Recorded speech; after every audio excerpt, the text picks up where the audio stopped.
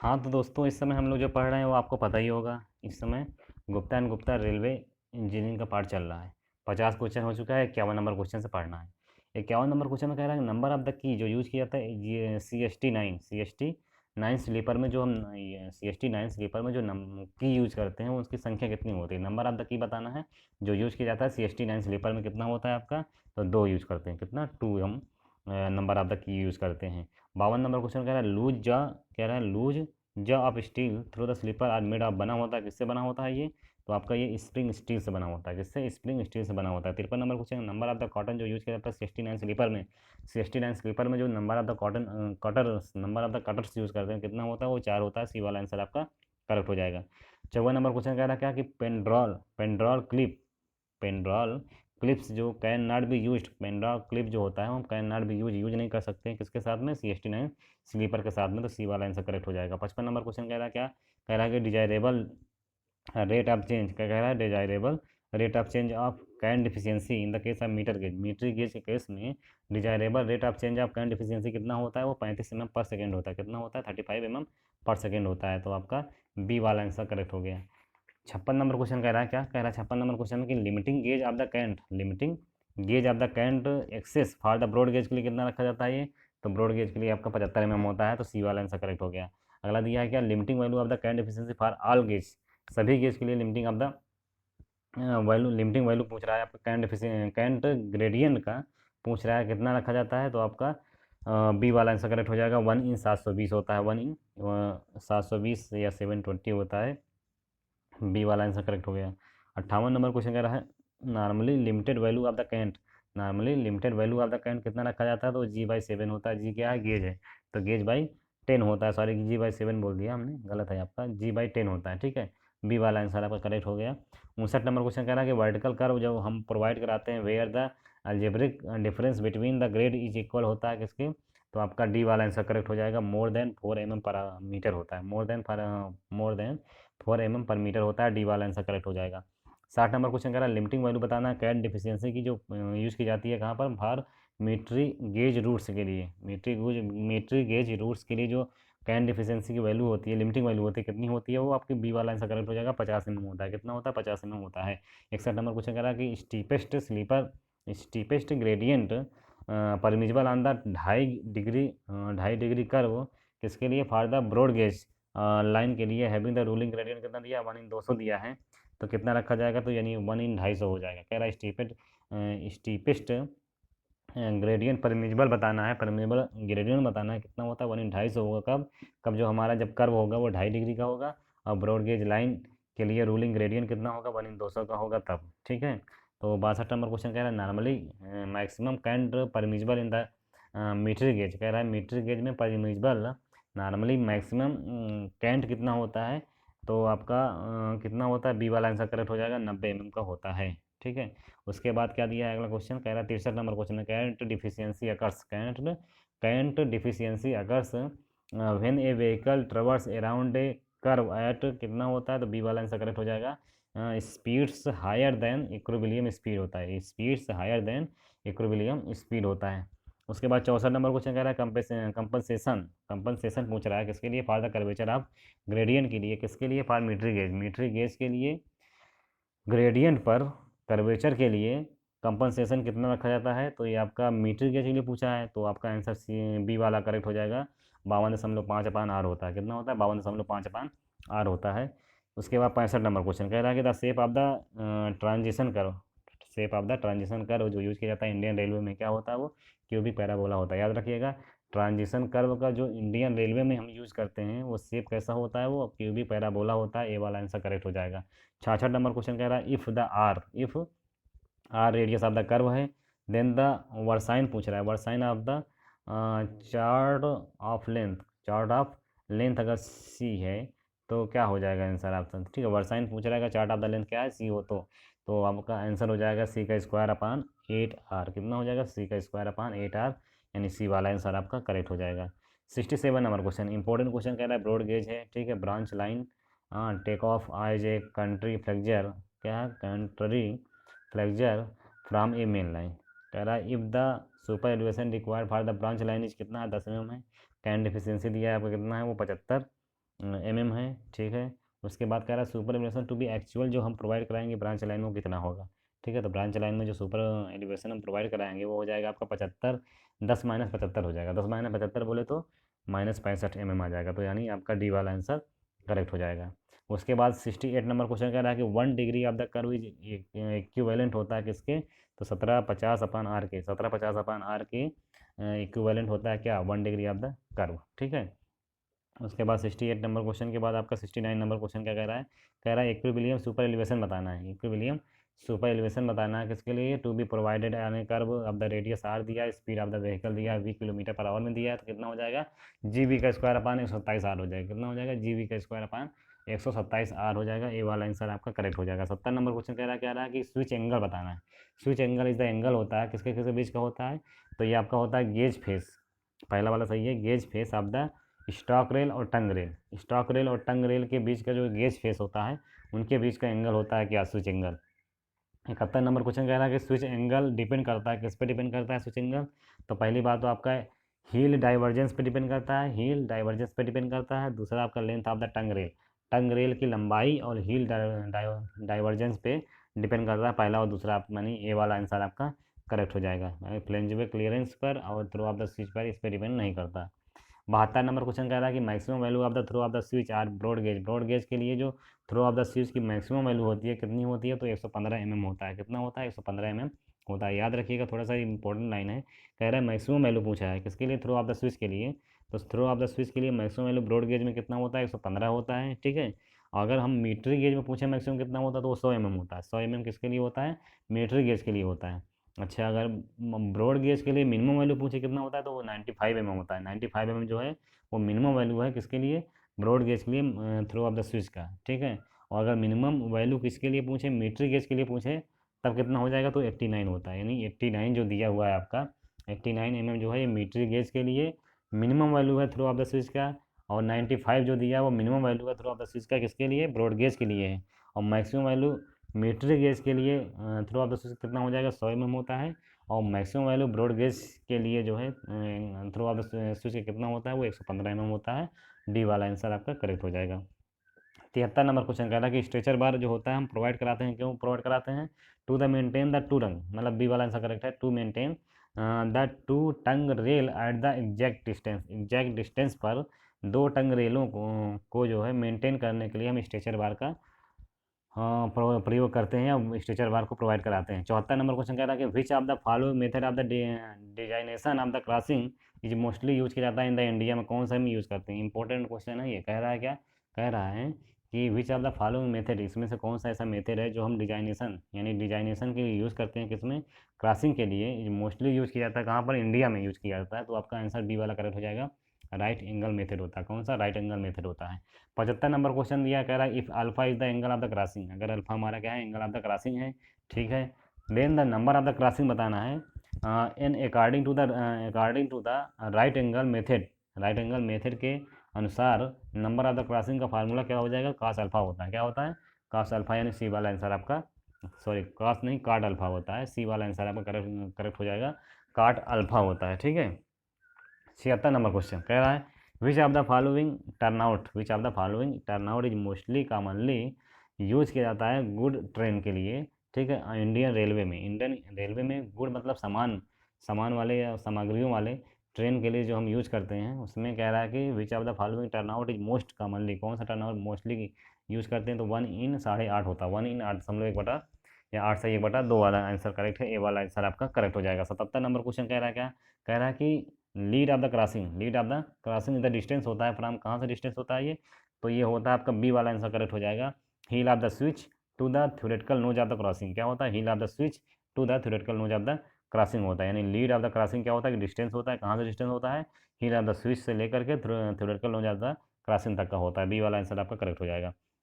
78 number question कह रहा है नंबर ऑफ द स्विच जो हम प्रोवाइड कराते हैं कहाँ पर, ऑन द गाउंट, क्या दिया है आपका, ये आंसर देखते हैं पहले।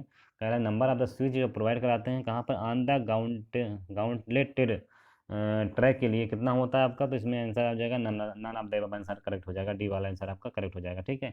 अगला क्वेश्चन कह रहा है 79 नंबर क्वेश्चन कह रहा है कि विच ऑफ द, कह रहा है कि द करेक्ट रिलेशन बताना है between the curve lead C L switch lead S L and lead of the crossing L के लिए, ठीक है। तो फार्मूला है आपका ये, कह रहा है करेक्ट रिलेशन बताना है किसके लिए, लीड रेल के लिए, कर्व लीड के लिए, स्विच लीड के लिए और लीड ऑफ द क्रॉसिंग के लिए। तो आंसर आपका इसमें हो जाएगा बी वाला करेक्ट हो जाएगा। एल बराबर होता है C L minus S L, क्या होता है ई, एल बराबर होता है C L minus S L. अब याद कैसे करेंगे ये चीज़ देखिए, देखिए तो ए बी सी डी में यस और सी जो है सी पहले आता है, तो इसलिए सी एल पहले आ गया और माइनस एस एल हो गया, ठीक है। तो एल बराबर C L minus S L हो जाएगा, बी वाला आपका आंसर करेक्ट हो जाएगा।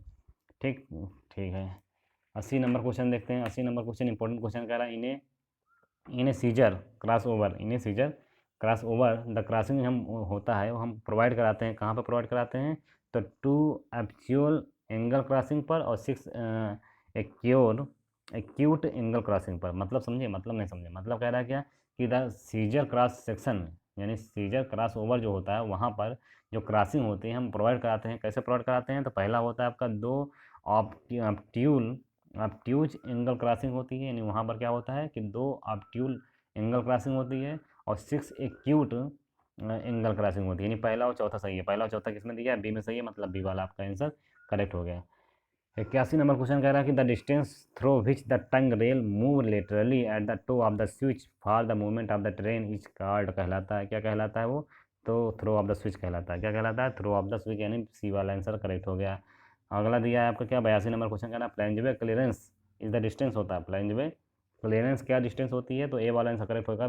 डिस्टेंस होती है between the adjoining face of the running rail and check rail near the crossing, मतलब between the adjoining face of the running rail का जो एडजॉइनिंग फेस होता है वहाँ से लेकर के check rail near the crossing तक का जो है डिस्टेंस होती है, वही हमारी डिस्टेंस क्या कहलाती है, फ्लैंजवे क्लियरेंस कहलाती है, ठीक है। 83 नंबर क्वेश्चन कह रहा है कि हील डाइवर्जेंस क्या होती है, तो हील डाइवर्जेंस जो होती है इज क्या होती है, ऑलवेज ग्रेटर देन होती है किससे, फ्लैंजवे क्लियरेंस से, यानी एच डी जो होता है वो ग्रेटर देन होता है एफ सी से, ठीक है। H D greater than F C होता है, मतलब हील डाइवर्जेंस जो होता है वो greater than, always greater than होता है किससे, फ्लैंजवे क्लियरेंस, ठीक है। 84 नंबर क्वेश्चन कह रहा है क्या, which of the following mechanical devices is use to ensure the that route can not be change while the train is on the point even after putting back the signal, इस क्या कहलाता है वो, तो आपका वो लाग बार कहलाता है, लाग बार कहलाता। विच of the following mechanical device में कह रहा है कि इसमें से कौन सा मैकेनिकल डिवाइस है जो हम यूज करते हैं किस लिए, टू इंश्योर करने के लिए that the route can not be change, यानी दो रूट को जो है चेंज नहीं करना है, while the train is on the point, यानी जो है ट्रेन हमारी क्या होगी, ऑन द पॉइंट पर होगी, even after the putting back the signal, ठीक है।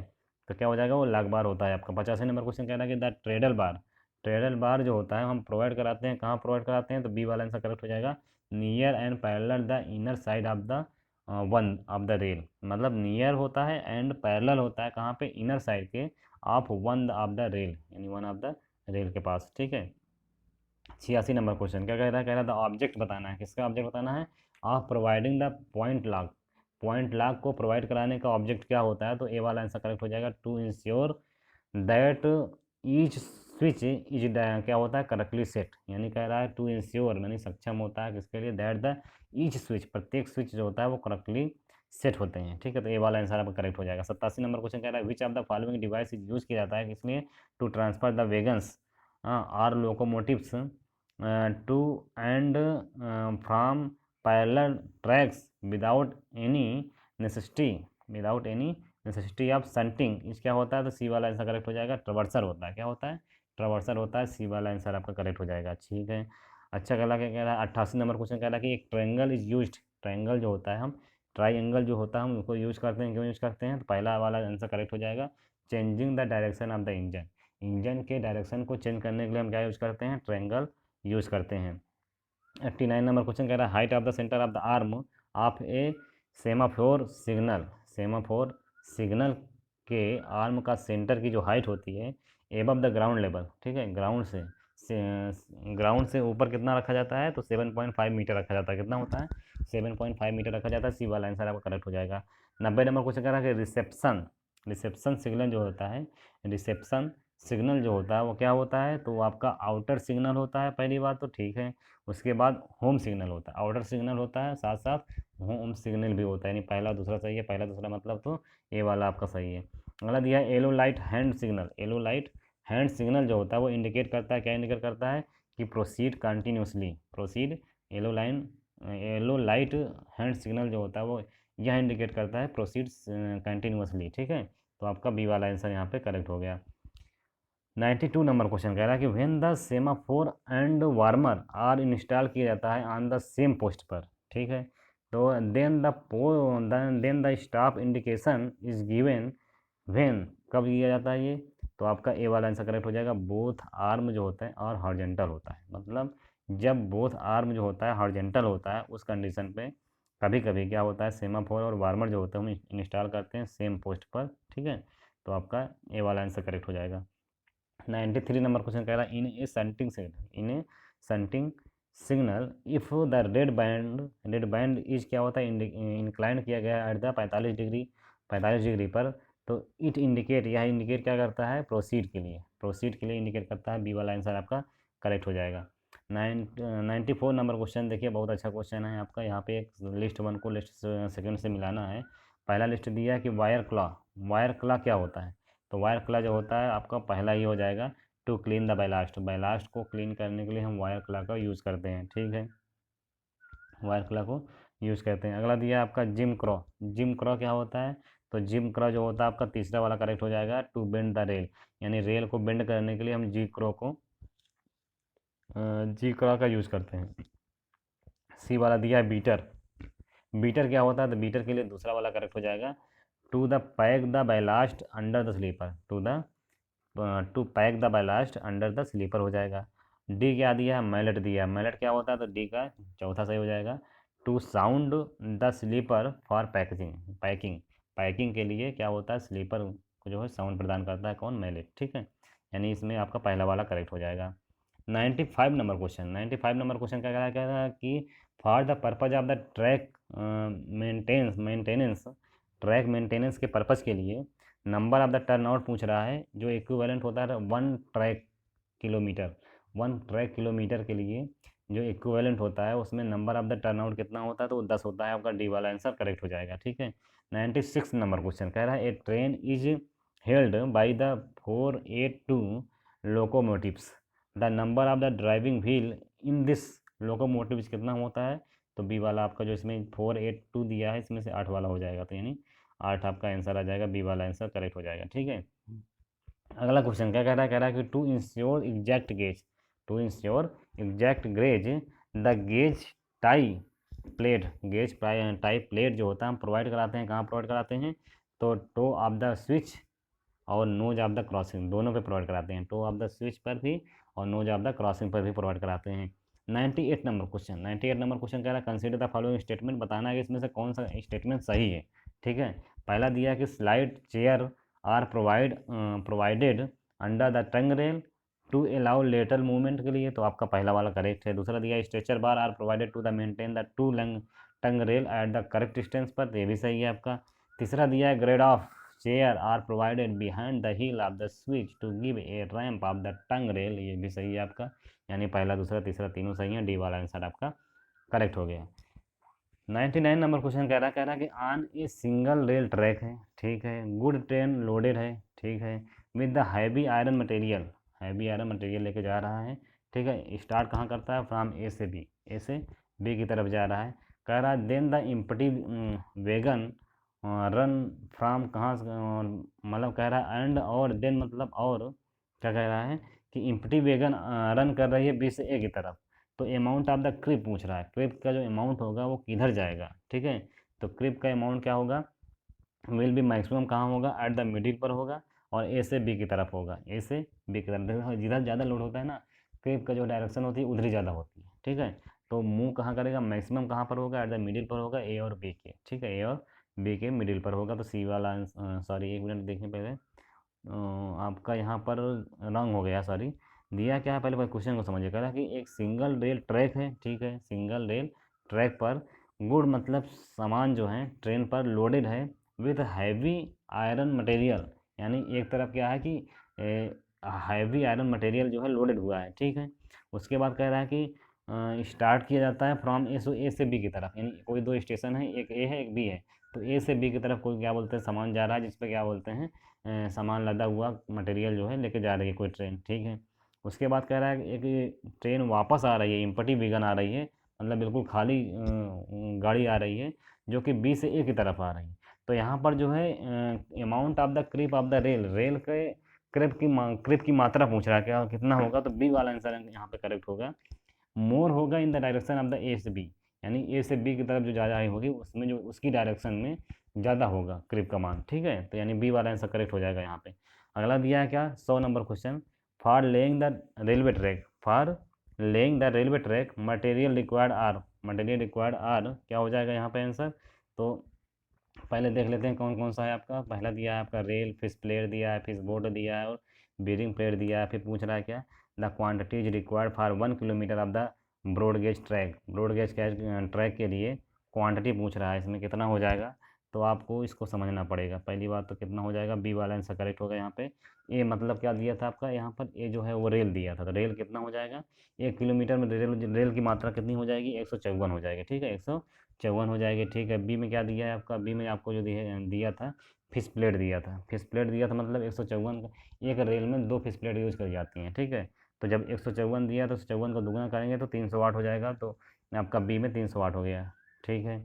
सी क्या दिया है, फिश बोल्ट दिया है, फिश बोल्ट दिया है मतलब अगर एक रेल में 4 फिश बोल्ट यूज करते हैं, ठीक है, तो आपका 154 गुणे 4 कर देंगे तो आ जाएगा हमारा 616 हो जाएगा, ठीक है, 616 हो जाएगा। और बियरिंग प्लेट दिया हुआ है तो इसमें एक रेल में एक ही बियरिंग प्लेट यूज़ करते हैं, तो कितना हो जाएगा आपका 154 के बराबर हो जाएगा। बी वाला आंसर आपका यहाँ पर करेक्ट हो जाएगा। तो 100 का बी आंसर करेक्ट हो गया। थैंक यू, धन्यवाद।